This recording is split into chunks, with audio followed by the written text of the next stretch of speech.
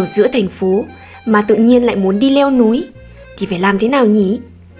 Tuần này, chúng mình cùng đi khám phá một trong những địa điểm nổi tiếng nhất thành phố Paris nhé! Nếu như ai đó hỏi bạn địa điểm nào có thể nhìn thấy cả thành phố Paris từ trên cao, thì hãy đến với đồi Montmartre. Để đến đây, bạn nên chuẩn bị một đôi chân thật khỏe và một tinh thần vững vàng, vì bạn sẽ phải leo nữa và leo mãi vẫn chưa tới đích.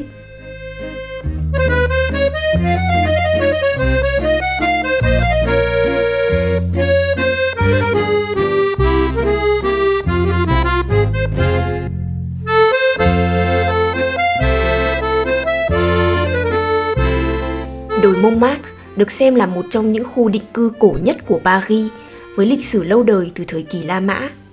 Nó đã trở thành trung tâm văn hóa và nghệ thuật với sự xuất hiện của nhiều nghệ sĩ nổi tiếng như Vincent van Gogh, Pablo Picasso. Một trong những nơi được check-in nhiều nhất là bức tường viết ngôn ngữ tình yêu bằng các thứ tiếng khác nhau. Hãy thử tìm chữ Anh yêu em ở góc trái bên bức tường nhé!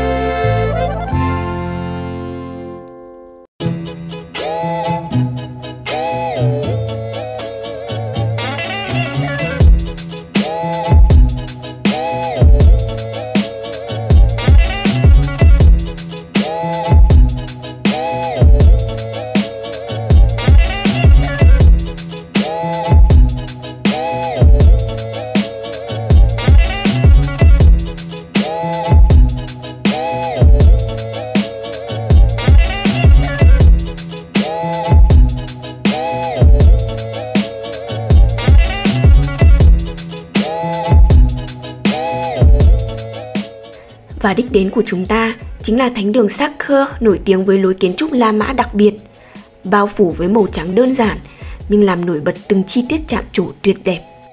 Đây cũng là nơi có thể nhìn thấy toàn cảnh Paris từ trên cao. Vì thế có rất nhiều người tập trung ở đây để chiêm ngưỡng cảnh đẹp.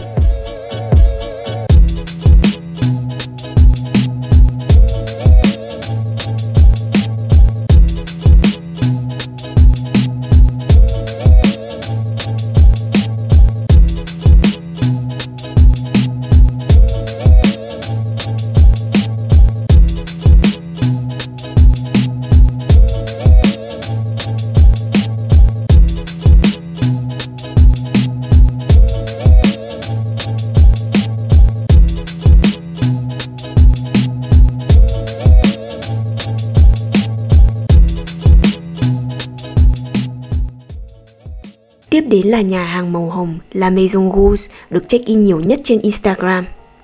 Từng là nơi ở của một vị họa sĩ nổi tiếng, sau này nó đã được chuyển thành một nhà hàng. Khung cảnh xung quanh đây thực sự rất lãng mạn và thơ mộng.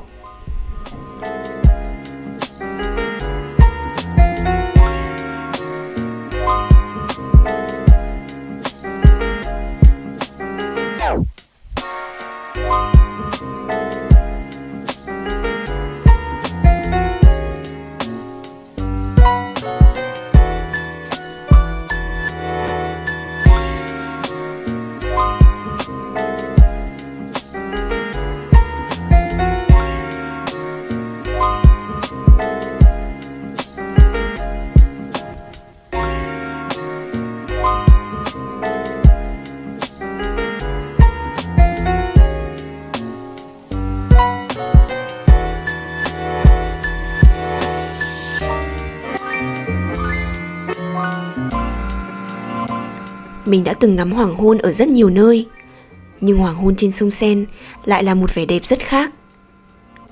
Nơi đây đem lại một cảm giác rất yên bình, được ngắm nhìn màu vàng cam lan ra rồi nhuộm cả đường chân trời, rồi cả những chiếc thuyền đang bận rộn lướt qua. Cả tâm hồn mình đắm chìm trong từng khoảnh khắc ở nơi đây.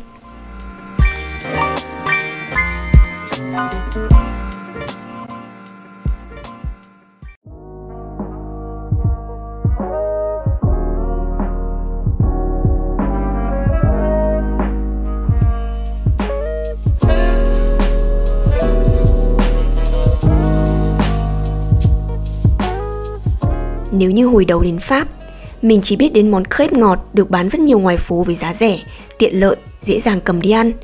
Những người bạn Pháp đã giới thiệu cho mình biết món crepe cũng có thể được ăn trong nhà hàng sang trọng. Mình thường hay ăn crepe mặn, hay được gọi là galette, có thể được ăn với jambon, trứng hay phô mai. Món này không tạo cảm giác đầy bụng hay ngấy nên luôn là lựa chọn hàng đầu của mình mỗi lần mình không biết ăn tối món gì.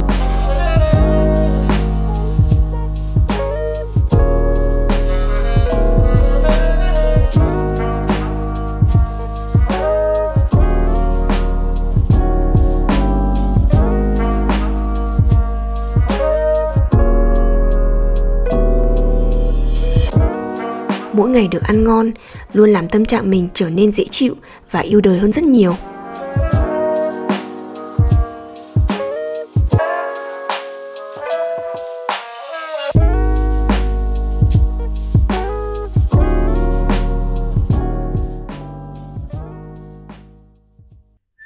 Ngày tiếp theo, mình đã đi khám phá một bảo tàng khoa học vô cùng thú vị. Đó là bảo tàng Cité de Science. Mỗi một tầng của bảo tàng lại có những hoạt động khác nhau như tìm hiểu về thiên văn, toán học, vật lý hay robot. Ở khu vực robot, mình sẽ được tương tác trực tiếp với robot như làm bài test nhận diện cảm xúc hay sử dụng các cánh tay người máy để di chuyển đồ vật. Giá vé 12 ơ có vẻ hơi đắt, nhưng mà bạn có thể dành cả một ngày mà vẫn không đi hết được tất cả những tầng ở đây.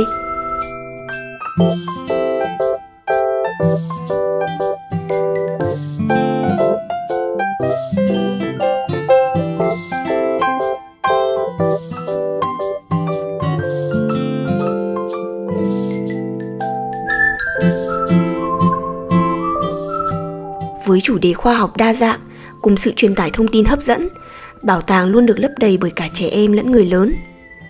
Mọi người ở đây đều rất chăm chú tìm hiểu từng thông tin, làm mình cũng được truyền cảm hứng học tập một cách rất mãnh liệt.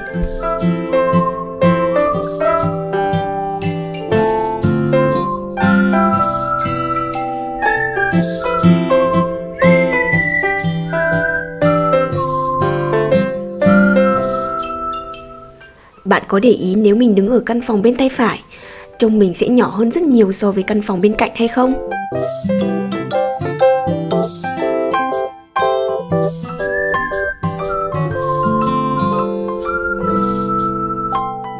Di chuyển đến triển lãm, tìm hiểu về con người và xã hội, mình đã rất ngạc nhiên khi nhìn thấy sự sáng tạo của bảo tàng khi trình bày các thông tin. Bạn có biết, nếu trong một không gian nhỏ nhất định mà số lượng người quá lớn thì dù không có ai xô đẩy, đám đông sẽ tự di chuyển như dòng nước màu đỏ sóng sánh trong hộp nước này. Nếu như đã quá chán đọc các thông tin, chúng mình có thể di chuyển đến các căn phòng khác để có thể xem phim hay làm thí nghiệm này. Chúng mình có thể vừa học, vừa chơi bằng tất cả các giác quan. Wondering if thousands of miles away, the sky's just as blue.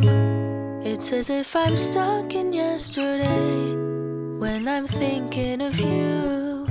'Cause when you have your morning coffee, I'm turning out the lights so I could dream. And when you smile through the screen, I wish you could be with me. So I lay my head to rest when the sun is rising. I'll start a brand new day when the moon is shining. I long to be with you in all the places you have been. So today I am time traveling.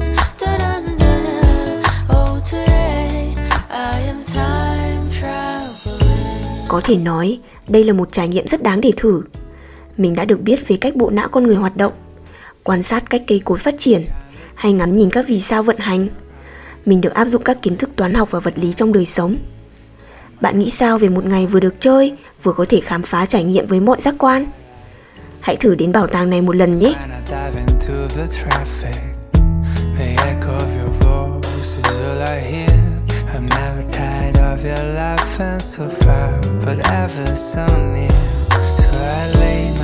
To rest when the sun is rising. I start a brand new day around the moon is shining. I long to be places you have been.